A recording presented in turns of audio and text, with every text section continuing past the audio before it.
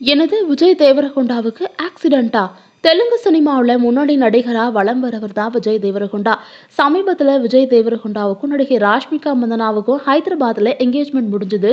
இந்த நிலையில விஜய் தேவரகொண்டா ராஷ்மிகா மந்தனா திருமணம் அடுத்த வருஷம் பிப்ரவரி மாசம் நடைபெறும்னு ஒரு தகவலும் வெளியாயிருக்கு.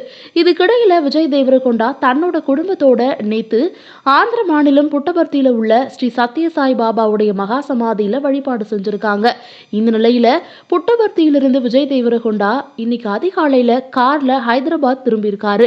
அப்போது ஹைதராபாத் பெங்களூரு தேசிய நெடுஞ்சாலையில விஜய் தேவரகொண்டா பயணித்த கார் மேல பின்னாடி வந்த ஒரு கார் வேகமா மோதிருக்கு. இதனால அதிர்ச்சி அடைந்த விஜய் தேவரகொண்டாவுடைய கார் டிரைவரு காரை சாலையோரமா நிறுத்தியிருக்காரு. ஆனா இவங்க மேல மோதின கார் அங்கிருந்து வேகமா போயிட்டு இருக்கு. இந்த விபத்துல விஜய் தேவரகொண்டாவுடைய கார் லேசா சேதம் அடைஞ்சிருக்கு. அதேவேளை இந்த விபத்துல விஜய் தேவரகொண்டாவுக்கும் அவர் கூட கார்ல பயணிச்சவங்களுக்கும் எந்தவித காயமும் ஏற்படவில்லையா. அதேவேளை இந்த விபத்து தொடர்பா விஜய் தேவரகொண்டாவுடைய கார் டிரைவர் போலீஸ்ல புகார் அளிச்சிருக்காரு. அந்த புகாரின் அடிப்படையில தான் போலீசார் வழக்கு பதிவு செஞ்சு இந்த விபத்தை ஏற்படுத்திட்டு நிக்காம சென்ற கார் டிரைவரை சிசிடிவி காட்சிகளை வச்சு தீவிரமா தேடிக்கிட்டு இருக்காங்களாம். இந்த வீடியோ உங்களுக்கு பிடிச்சிருந்தா லைக் பண்ணி சப்ஸ்கிரைப் பண்ணிக்கோங்க.